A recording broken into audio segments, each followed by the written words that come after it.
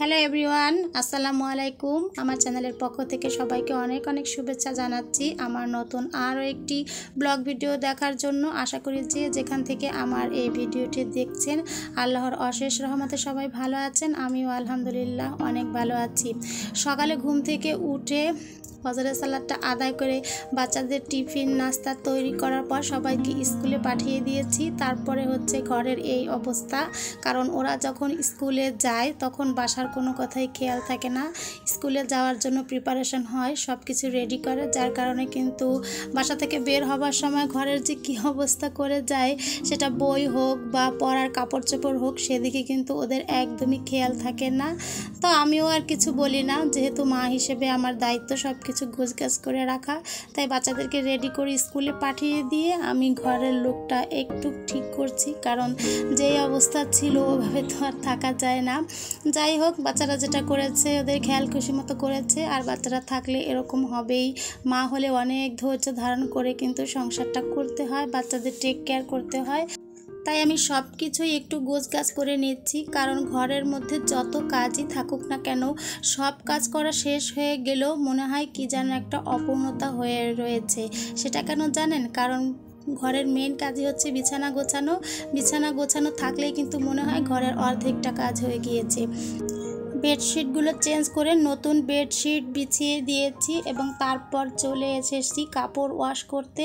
ও কাপড়গুলো ওয়াশ করার পরে হচ্ছে আমি রান্না করতে যাব। তার আগেই কাপড়গুলো আমি একটু ভিজিয়ে রাখছি, কারণ বাচ্চারা বা আমার হাজব্যান্ড যে কাপড়গুলো রেখে গিয়েছে সেগুলো একটু ধুয়ে দিলে বাড়িতে এসে এদের পরতে অনেকটা সুবিধা হবে। তারপর স্কুল ড্রেস যেহেতু ডাবল থাকে, তাই একটা ড্রেস পরে গেলে বাড়তি যে ড্রেসটা বাসায় এরা রেখে যায় সেটাও আমি ধুয়ে দিই। তারপর হচ্ছে হাজব্যান্ডের কাপড় চোপড়, মোট কথা প্রতিদিনই কিন্তু কাপড় চোপড় আমাকে অবশ্যই ওয়াশ করতে হয়, কারণ বাচ্চারা বাহির থেকে আসলে বা হাজব্যান্ড আসলে ওরা যে কাপড়টা পরা থাকে ওটা কিন্তু খুব বেশি ময়লা না হলেও একটু ঘেমে গেলে ওটা থেকে একটা ব্যাড স্মেল বের হয়। আর কাপড় চোপড় কিন্তু পরিষ্কার না থাকলে শারীরিক অনেক প্রবলেমও হয়, যার জন্য কাপড়গুলো এখন ভিজিয়ে রাখছি। কাপড়গুলো ঘন্টা খানেকের মতো ভিজিয়ে রেখেছিলাম এবং এই 1 ঘন্টার মধ্যে রান্নার জন্য যে কাটাকুটা করার দরকার সেগুলো গুছিয়ে রেখে এসেছি, কারণ কাপড় ওয়াশ করতে করতে কিন্তু অনেকটাই ভিজে যাব, তখন কিন্তু ফ্রেশ হয়ে নিব আর তখন আবার কাটাকাটি করতে ইচ্ছে করবে না। তাই কাটাকাটিগুলো করে নিয়ে কাপড়গুলো ওয়াশ করে বেলকনিতে নেড়ে দিয়েছি, যেহেতু একটু হালকা হালকা রোদ আছে।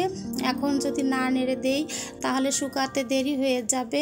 আর বাহিরে এসে দেখি খুব সুন্দর একটা দৃশ্য, বেশ কয়েকটা অ্যানিমালস এখানে এসে এই যে ঘাস লতা পাতা যেগুলো হয়ে রয়েছে সেগুলো ওরা খাচ্ছে, আর দৃশ্যটা দেখে অনেকটাই ভালো লাগছে। আর আগেও কিন্তু আমি একদিন বলেছিলাম প্রকৃতি হচ্ছে একটা অবাক বিষয়, এখানে তাকিয়ে থাকলে কিন্তু মন যতই খারাপ হোক অনেকটাই আল্লাহর রহমতে ভালো হয়ে যায়। মোটামুটি একটা প্রস্তুতি নিয়ে এবার চলে এলাম কিচেনে। আর আজকে হচ্ছে বাচ্চাদের জন্য চিকেন রান্না করব, এটা ভেবেই আসলে কিচেনে এসেছিলাম, কিন্তু এসে একটু মতটা চেঞ্জ করেছি।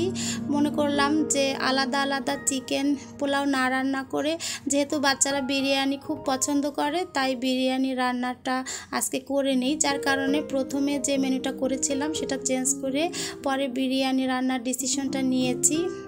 আর বিরিয়ানি হোক বা এমনি ঝোল করে চিকেন হোক বা চিকেন কষা হোক, এখানে কিন্তু আলু মাস্ট আমাকে ব্যবহার করতেই হবে, কারণ বাচ্চারা কিন্তু আলুটা খুবই পছন্দ করে। বিরিয়ানি রান্নার জন্য বিরিয়ানি মশলা দিয়ে দিয়েছি কিছুটা, আর সেই সঙ্গে বাটা মশলাও কিছুটা ব্যবহার করেছি।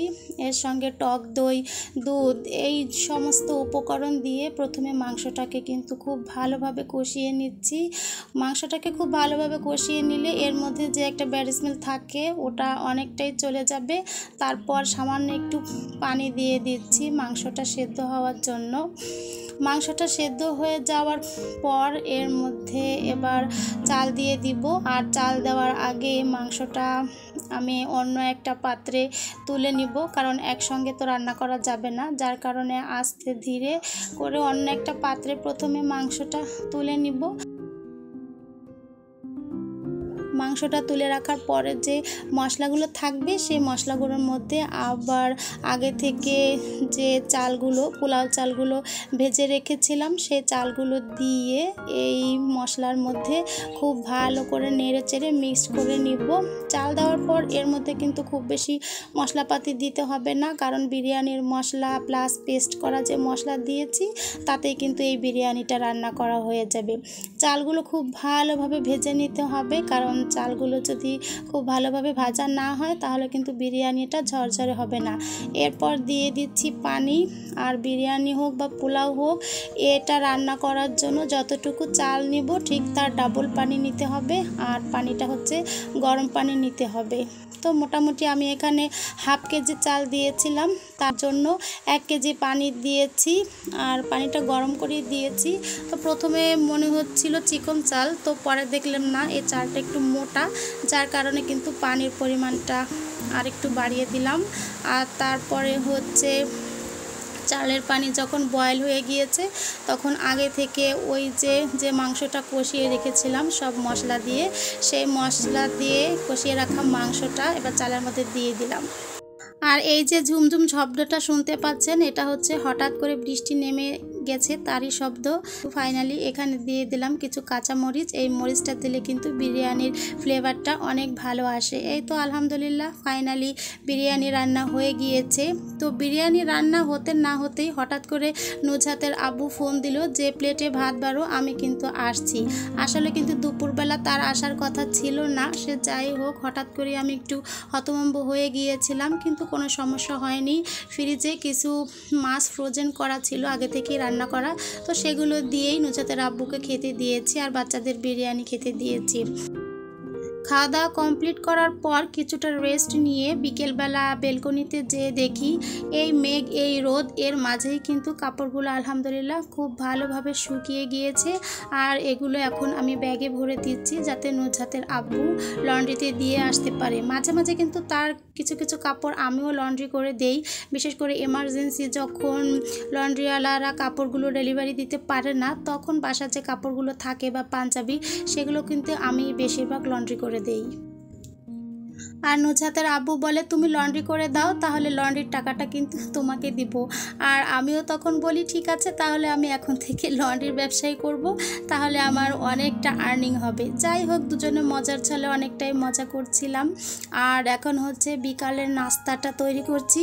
আজকে অবশ্য বাসায় নাস্তা তৈরি করতে হয়নি, নুজহাতের আব্বু বাহির থেকে ওই যে কাপড়গুলো লন্ড্রিতে নিয়ে গিয়েছিল ওখান থেকেই মোংলাই নিয়ে এসেছে। তো মোংলাই আমার নুজহাতের খুবই পছন্দ, কিন্তু আমার নাইম আবার মোংলাইটা খুব একটা খেতে চায় না। ভাজা পোড়া যদিও ওর পছন্দ, কিন্তু তারপরেও এটা খেলে ওর একটু গ্যাস্ট্রিকের প্রবলেম হয়, অনেকটা খারাপ লাগে, যার কারণে এটা কিন্তু খুব বেশি পছন্দ করে না, তবে 2-1 পিস খায়। আর এই মোংলাইয়ের সঙ্গে যে টকটা দেয় এটা কিন্তু আমার নুজহাতের নাইমের খুবই পছন্দ। সিঙ্গাড়া হোক বা মোংলাই হোক বা কোনো রেস্টুরেন্ট আইটেম যে কোনো খাবারই হোক না কেন ফাস্টফুড জাতীয়, সেখানে কিন্তু এই যে দোকান থেকে যে টকটা ওরা দেয় এটা কিন্তু আমার ছেলে মেয়ে খুবই পছন্দ করে। আর এমনিতেও একটু টেস্ট করে দেখেছিলাম যে আজকের এই টকটা কিন্তু অনেক বেশি মজার ছিল। তো বাসায়ও টিচার ছিল, টিচারের জন্য নাস্তা রেডি করলাম, সেই সাথে আমি নুজহাত এরা সবাই কিছুটা নাস্তা করে নিলাম, কারণ নুজহাতের আগেই পড়া হয়ে গিয়েছিল, ও চলে এসেছে আর এখন হচ্ছে নাইম পড়ছে। তো খেয়ে দেখলাম মাশাল্লাহ আজকের মোংলাইটা অনেক ভালো ছিল। আর এবার নুজহাতকে খেতে দিলাম, ও কিন্তু মোংলাই এটা বেশ পছন্দ করে। তো ও কিন্তু এই টকটা খেয়ে রিভিউ দিচ্ছিল যে এটা অনেক ভালো হয়েছে, কারণ সবসময় এরিয়ার থেকে খাবার কিনে খাওয়া হয় এলাকার দোকান থেকে। তো এটা আজকে অনেক দূর থেকে এনেছিল, এজন্যই হয়তো ওদের কাছে অনেকটা ভালো লেগেছিল। ফাইনালি সন্ধ্যার পরে ঈশার নামাজ পড়ে খাওয়া দাওয়ার কাজটা কমপ্লিট করে নিয়েছিলাম, রাতের খাবারটা, এবং তারপরে যে অর্ডারের কাজগুলো ছিল সেগুলো ডেলিভারির জন্য একটু রিভিউ দিচ্ছিলাম যে কোথাও কোনো সমস্যা আছে কিনা। আর এটা একটু এমার্জেন্সি ছিল, যার কারণে কিন্তু আমি দিনের বেলায় এই অর্ডারটা তৈরি করে নিয়েছিলাম। এখন একটু সব কিছু দেখে তারপরে আমার ছেলেকে দিয়ে দিব, নাইমকে, যেহেতু পাশাপাশি বাসা, ওই দিয়ে আসবে। আর এই মামনিটা একটু হাতায় ডিজাইন করে দিতে বলেছিল, তার জন্য আমি একটু এই ট্রায়াঙ্গেল আকৃতির ডিজাইনটা করে দিয়েছি। আর এই ড্রেসটা আসলে ছিল স্টোনের। শুধু এই ড্রেসটা নয়, বিশেষ করে যে এই ড্রেসগুলো স্টোনের থাকে সেই ড্রেসগুলো তৈরি করতে আমার হাতের সঙ্গে দাঁতকেও কাজে লাগাতে হয়, কারণ এখানে প্রচুর স্টোন থাকে।